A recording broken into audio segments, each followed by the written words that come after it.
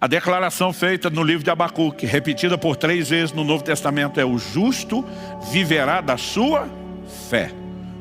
Tudo aquilo que eu e você vamos experimentar em Deus depende da nossa fé. Aliás, Hebreus 11:6 diz: ora, aquele que se aproxima de Deus deve crer que Ele existe e que Ele é galardoador de todos aqueles que o buscam. Mas nessa mesma declaração ele diz: porque sem fé é impossível agradar a Deus. E Tiago, no capítulo 1, nós também lemos a partir do verso 5, né? Se algum de vós tem falta de sabedoria, peça a Deus. E diz: peça porém com fé, não duvidando.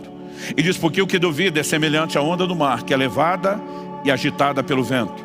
Ele termina dizendo: não pense tal homem que receberá do Senhor coisa alguma. Ou seja, onde não há fé, não se recebe de Deus. A fé é essencial, não apenas para a salvação, mas para tudo aquilo que acompanha, para todo o relacionamento com Deus. Tudo aquilo que eu e você vamos experimentar depende da fé. Não apenas o nosso destino eterno, quando falamos da plenitude da salvação, mas no Evangelho de João nós também lemos: essa é a vitória que vence o mundo, a nossa fé. Porque as pessoas confundem confissão de fé com confissão positiva. Pastor, qual é a diferença? A diferença é que se você confessa a fé que você tem, não são meramente as suas palavras que mudam realidades. São suas palavras carregadas de fé. E você não crê porque você quer. Você só pode crer em cima daquilo que Deus falou. Porque Romanos capítulo 10, verso 17, diz que a fé vem por ouvir e ouvir a palavra de Deus. Outro dia uma pessoa falou para mim, né? Se tudo é possível que creio, eu creio que eu posso voar, eu consigo? Falei: não, a menos que Deus te diga. Como não há uma promessa bíblica falando para você voar, você vai precisar de uma palavra específica. Se Ele te der, faz que nem Filipe, que Atos capítulo 8 nos mostra, foi um dos primeiros a voar de Jesus Airlines. A Bíblia diz que o Espírito do Senhor arrebatou a Filipe e se achou em outra cidade. Eu não sei como foi a parada. Com certeza foi um negócio doido. Não sei nem como ele aterrissou lá, se com o cabelo para trás do vento, se foi teletransportado. Mas a menos que você tenha uma palavra de Deus, você não decide acreditar. A fé ela é inspirada e provocada pelo que Deus fala.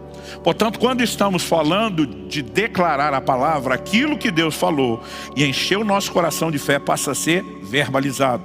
Isso é diferente do que até ímpios falam sob mera confissão positiva. Pode ficar sentado no sofá da sua sala o resto da vida dizendo: eu sou rico, eu sou rico, eu sou rico. E provavelmente você não vai ver muita diferença. Porque a confissão positiva ela tem mais o poder de te iludir do que mudar a circunstância. A confissão positiva é parecido com uma ilustração que eu vi uma vez alguém dar e eu achei muito, tanto engraçada quanto, né, esclarecedora. Ele diz: confissão positiva é a mesma coisa que você botar um Ray-Ban verde numa vaca lá no sertão do árido, não é nem do semiárido, do Nordeste. Quando você botar aquela lente verde, ela vai olhar para o capim seco e vai enxergá-lo verde. Mas a hora que botar a boca lá, continua seco. Porque não importa se você está olhando para aquilo como verde, né? A sua visão não tem o poder de mudar aquela realidade. A fé tem uma natureza completamente diferente. Ela não precisa daquele Ray-Ban. Ela olha para o capim seco e diz: está seco ao olho natural, mas Deus falou algo diferente. E ela tem o poder de vivificar, de mudar aquela situação, de reverdecer o capim que secou por uma intervenção sobrenatural. São coisas distintas. Mas alguns às vezes estão numa neura que você não pode nem brincar. Está quebrado, está amarrado essas palavras, cancelo agora. Eu olho para uns crentes, tem aquele segmento de uma religião chamada xiita e tem o crente que é o chato. Assim, você não pode nem se divertir. Aí outro dia falou: está cancelado essas palavras. Eu falei: meu amigo, a Bíblia diz que é quando o coração crê e a boca fala o que crê, que isso tem o poder de provocar mudança. Agora, se você não crê no que fala, seja brincando ou tentando fingir que crê, não vai funcionar. Não é a palavra pela palavra, é o transbordar da fé. Agora deixa eu dizer uma coisa: a dúvida no que Deus falou, normalmente, é a fé contra o que Deus falou. Então até quando a dúvida em relação à promessa de Deus é verbalizada, na verdade você está expressando a convicção do contrário do que Deus falou. Mas quando verbalizamos o que cremos, isso tem uma química diferenciada e pode ser, com certeza, algo benéfico ou não. Eu lembro que na época, aos 15 anos, eu não sei porquê, mas apareceu uma verruga num dos meus dedos na base do dedo, próximo da mão, o indicador. E eu lembro que eu tinha mania de ficar mordendo aquele canto, do mesmo jeito que fazia com a unha, e depois mordia as unhas. Alguém tentou me dar uma explicação, que eu não sei se é fisiológica, né, que de alguma forma eu ranquei alguma coisa da verruga mãe, fui plantando verrugas cílios, mas me apareceram 10 verrugas, uma na ponta de cada um dos dedos. E eu lembro quando eu li isso, eu pensei, preciso arrumar algum monte. E de repente eu olhei para aquilo, falei, vou começar desse montinho.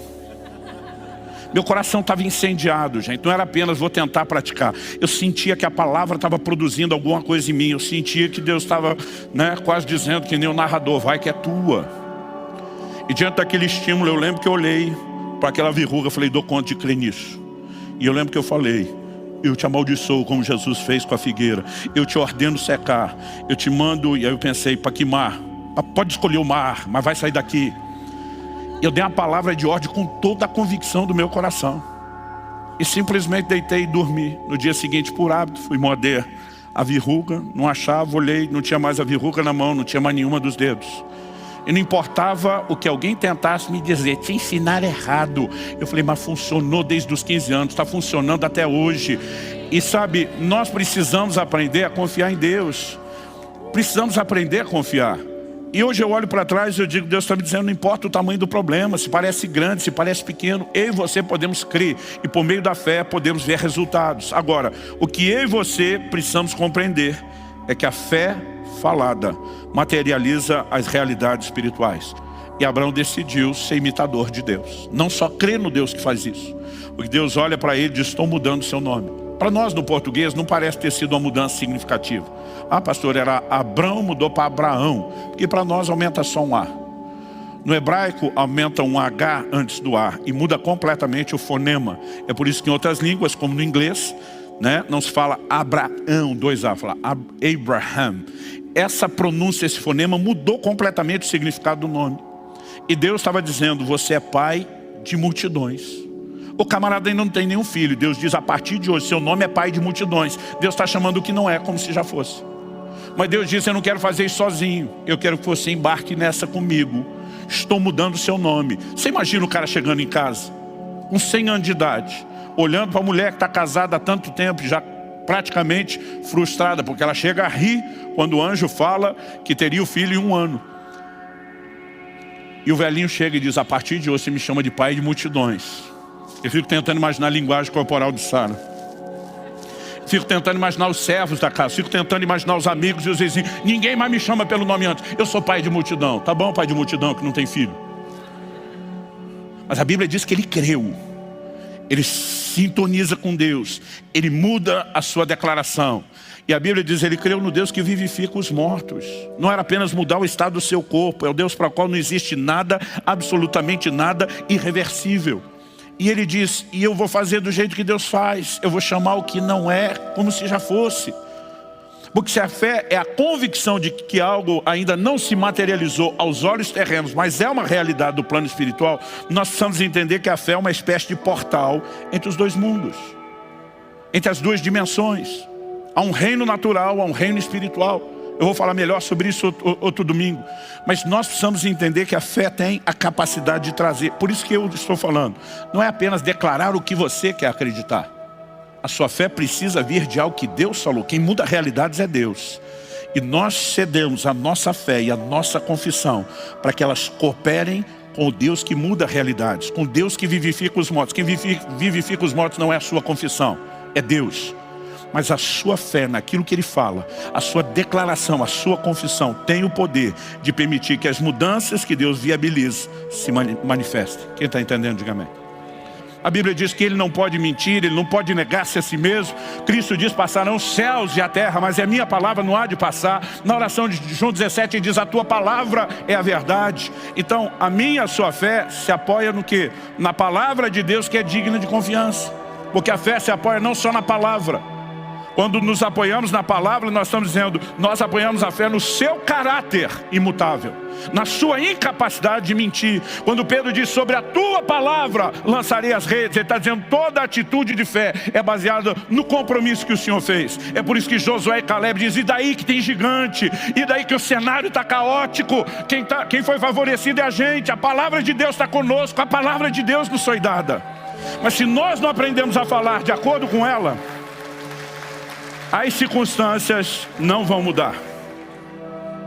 Muitos de nós temos feito declarações o tempo todo, que às vezes nós não percebemos, são espontâneas, mas elas externam a fé errada ou a falta de fé que nós temos. Isso é uma forma de mudar isso. Não é meramente mudar o discurso, é mudar o depósito. E você temos que nos encher da palavra, o alimento da fé. E você temos que nos encher de tal forma. Jesus diz, a boca fala do que está cheio o coração. E encher não é apenas o momento onde você lê. A Bíblia diz sobre meditar na palavra dia e noite. Tem um momento pós-leitura, onde você vai ter a continuidade daquilo. Você começa a processar, você começa a mastigar aquelas verdades. E à medida que eu e você enchemos o coração, automaticamente, você não precisa esforçar a dizer. Você começa a alinhar aquilo que você fala com aquilo que Deus falou. E quando você está alinhando porque Deus falou e crendo no que Deus falou, aí sim, essas palavras começam a cooperar com o que Deus falou, no sentido de mudar realidades. Quem está entendendo, diga amém.